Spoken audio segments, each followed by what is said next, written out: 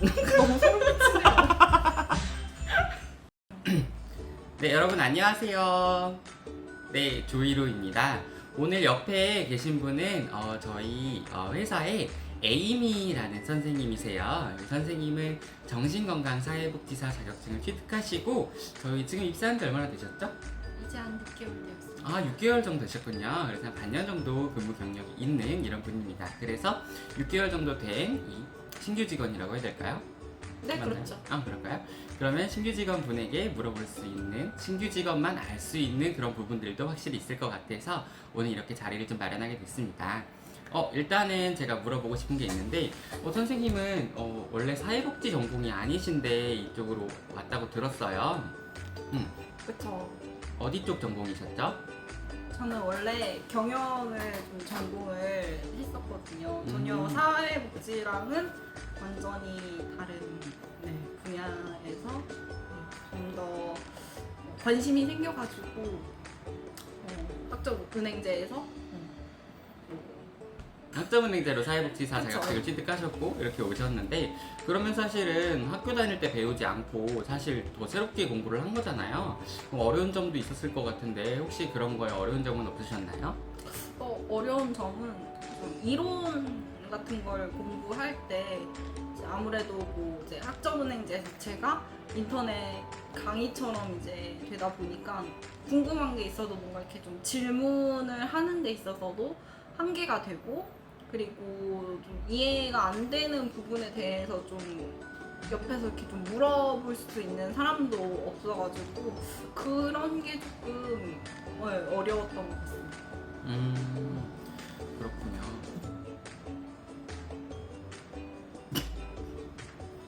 네, 두 번째 네. 질문인데요. 네. 네. 두 번째 질문은 선생님이 이제 정신건강사회복지사를 준비하면서 병원 기관에서 수련을 하셨고, 시설이라는 유형에서 파견 수련을 하셨잖아요. 그리고 저희 센터에 취직을 하셨고, 사실은 이 세 가지 모든 분야를 다 겪어보신 분인 것 같은데요. 이 세 가지 분야가 좀 어떤 차이점이나 좀 이렇게 느껴지는 게 있을까요? 뭔가 병원 같은 경우에는 병리적인 부분에 대해서 확실히 공부하기에는 정말 좋은 환경인 것 같아요. 또 의사 선생님도 계시고 거기서 또 환자분들에 대해서 뭔가 궁금한 게 있으면 바로 뭔가 질문을 해서 물어볼 수도 있고, 그리고 이제 워낙 어떻게 보면은 질환 가지신 분들이 좀 다양한 질환을 갖고 계신 분들이 많다 보니까 그런 부분에 있어서는 좀 정말로 학문적으로 공부하기에는 병원이 정말 좋았고, 대신에 조금 좀 딱딱하고 굉장히 좀 진단적으로 환자분들을 바라보는 부분도 있었는데, 저는 사실 그런 부분이 좀 낯설기도 하고 많이 이질적이고, 그리고 그렇게 뭔가 진단적으로 뭔가 누군가를 바라본다는 거에 있어서 조금 저도 모르는 약간 좀 죄책감 같이 좀 느껴지는 게 있어서 사실은 좀 좋았긴 했는데 불편한 부분도 있기는 하더라고요.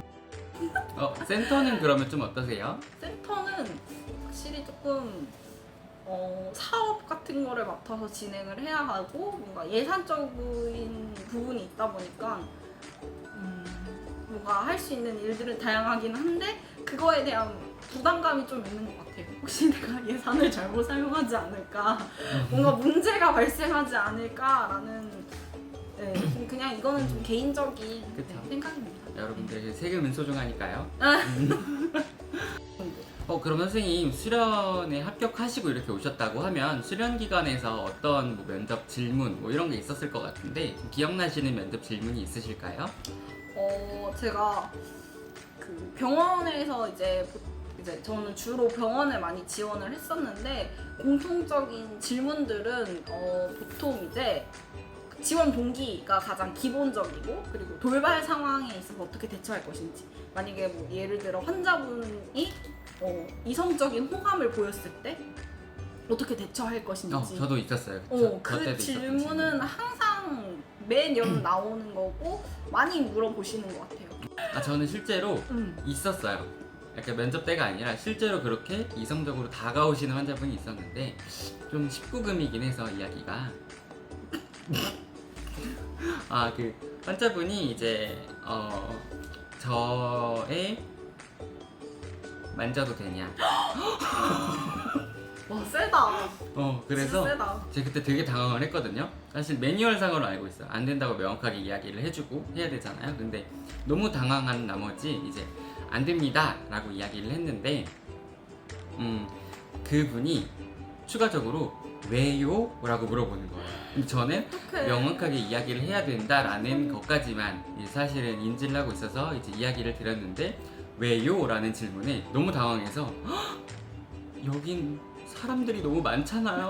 그래서 되게 큰 실수를 했어요. 그래서 이제 그분이 인식하시기엔 아 그러면 사람이 없이 이 선생님이랑 단둘이 있으면 해도 되겠구나 라고 생각이 좀 들게끔 그런 약간 돌발 상황이 있었는데 그때 사실 한결같이 좀 일관적으로 좀 이야기해야 되는 부분이 있는데 제가 좀 실수했던 것 같네요. 약간 경계를 명확하게 해주고 좀 설명을 우리의 관계라고 하기엔 좀 그렇지만은 어쨌든 당신과 나와의 관계가 어떤지에 대해서 정확하게 이야기를 해드리는 게 맞는 것 같아요. 맞아요. 뭐 면접 질문이나 이런 게 사실은 뭐 시대가 많이 지나도 사실은 다 비슷한 것 같아요. 그렇죠. 그리고 더 있어요 사실. 아직 더 있는데 네네. 이건 진짜 많이 나온 거. 동료와의 갈등 시 해결 방법. 맞아요. 이거는 저희 때도 있었죠. 모든 병원마다 다 물어봤던 걸로 기억을 해요. 뭐 아닌 것도 있겠지만은 그래서 이 부분에 대해서는 정말로 잘 준비를 하셔서 대답하셨으면 좋겠습니다. 저는 사실 이 부분을 잘 대답을 못 해가지고 어이구.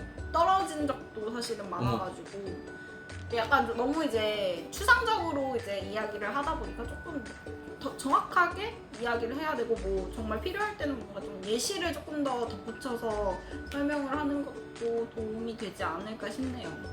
궁금하네요. 어떻게 추상적으로 틀린 답을 하셨는지. 그- 이렇게는 하면 안 된다. 그런 게 있을까요?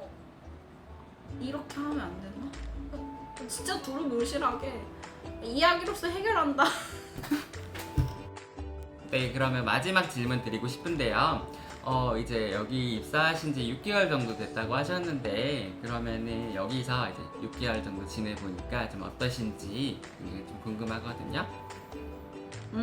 우선은 아직은 제가 6개월이 뭐 길면 긴 시간이고 짧으면 짧은 시간이지만은 항상 아직도 배울 게 많고 좀 조마조마하고 있어요. 제가 실수를 하는 건 아닌지 많이 하죠.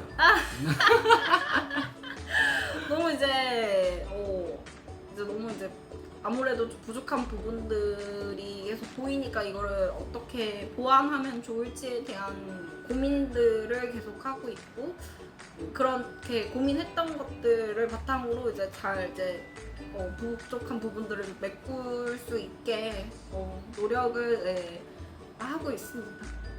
뭐 힘들거나 이럴 때 사실 주변에서 도움 주는 사람들이 있을 것 같아요. 뭐 가장 도움을 받을 수 있는 사람이 아마 맞서님 이런 분이지 않을까 싶은데 맞서님이 누구세요?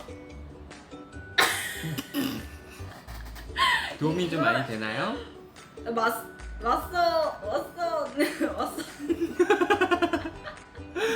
맞서님이 도움을 좀 많이 맞서님이 주시나요? 정말 도움을 많이 주시는데 거기까지만. 손가락질도 많이 그만. 하시더라고요. 자, 그러면 저희 급하게 마무리를 해야 될 것 같습니다. 자, 여러분 그러면 봐주셔서 감사합니다. 안녕. 안녕.